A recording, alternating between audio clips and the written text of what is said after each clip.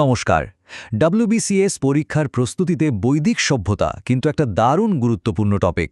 তো চলুন আজ আমরা এই প্রাচীন সভ্যতার একটা পরিষ্কার ছবি তৈরি করে নিই, এমনভাবে যাতে সবকিছু সহজে মনে থাকে। আসুন শুরু করা যাক একটা সংখ্যা দিয়ে। 1028। কেন এই সংখ্যাটা জরুরি? কারণ এটাই হলো ঋগ্বেদের মোট স্তোত্র বা হাইমসের সংখ্যা। আর এই প্রশ্নটা কিন্তু পরীক্ষায় প্রায়ই আসে। আজকে আমরা ঠিক কি দেখব? প্রথমে জানব বৈদিক সভ্যতার একেবারে গোড়ার কথা। তারপর দেখব তাদের সমাজ, অর্থনীতি, শাসন ব্যবস্থা আর ধর্ম। শেষে আলোচনা করব সময়ের সাথে কি পরিবর্তন এলো আর পরীক্ষার জন্য এই সব কিছু কীভাবে গুছিয়ে প্রস্তুতি নেওয়া যায়। বেশ, তাহলে শুরু করা যাক। যে কোনো ইতিহাস জানতে হলে আগে তার সময়টা আর সেই ইতিহাস সম্পর্কে আমরা কোথা থেকে জানছি সেটা জানা দরকার। দেখুন, পুরো বৈদিক যুগটা ছিল মোটামুটিভাবে 1500 থেকে 600 খ্রিস্টপূর্বাব্দ পর্যন্ত। তবে এর মধ্যে একটা ভাগ আছে। 1000 খ্রিস্টপূর্বাব্দ হলো একটা টার্নিং পয়েন্ট, যার আগের সময়টাকে আমরা বলি আদি বৈদিক যুগ, আর পরের সময়টা হলো পরবর্তী বৈদিক যুগ। এই যে এত কথা আমরা বলছি, এর উৎসটা কি? আমাদের জ্ঞানের মূল উৎস হলো 4টে বেদ, যার মধ্যে ঋগ্বেদ হলো সবচেয়ে পুরনো।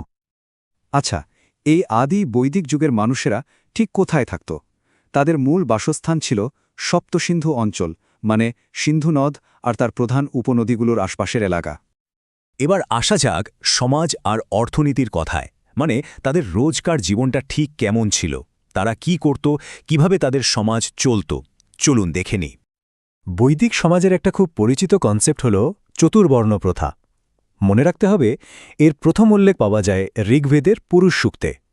এটা কিন্তু পরীক্ষার জন্য খুব ইম্পর্ট্যান্ট একটা পয়েন্ট।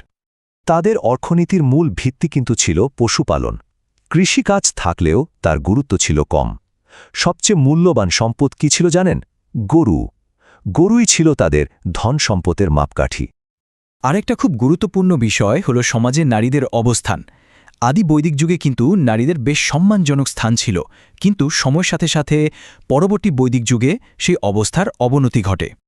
বেশ, সমাজ তো হলো, এবার দেখা যাক শাসন ব্যবস্থা কেমন ছিল, মানে পাওয়ার কার হাতে ছিল, কিভাবে একটা গোটা গোষ্ঠী বা সম্প্রদায় চলত। শাসকের উপাধি ছিল রাজন। তার মূল কাজ কি ছিল? প্রোটেকশন, অর্থাৎ নিজের গোষ্ঠীকে আর তাদের প্রধান সম্পদ মানে গবাদি পশুকে রক্ষা করা। রাজা কিন্তু একা সব সিদ্ধান্ত নিতেন না। দুটো খুব গুরুত্বপূর্ণ অ্যাসেম্বলি বা পরিষদ ছিল, সভা আর সমিতি। সভা ছিল মূলত বয়স্ক আর অভিজ্ঞদের নিয়ে, আর সমিতি ছিল সাধারণ মানুষের অ্যাসেম্বলি।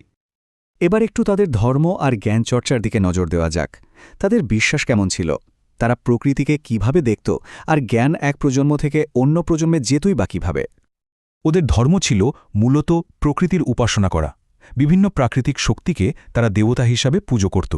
যেমন ইন্দ্র হলেন বজ্র ও যুদ্ধের দেবতা, অগ্নি হলেন আগুনের দেবতা, আর বরুণ হলেন মহাজাগতিক শৃঙ্খলার দেবতা।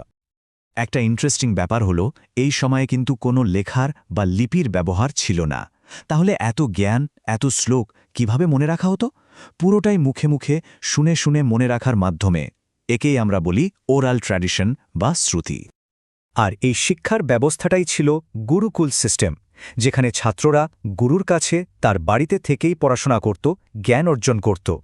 এতক্ষণ আমরা মূলত আদি বৈদিক যুগের কথা বললাম।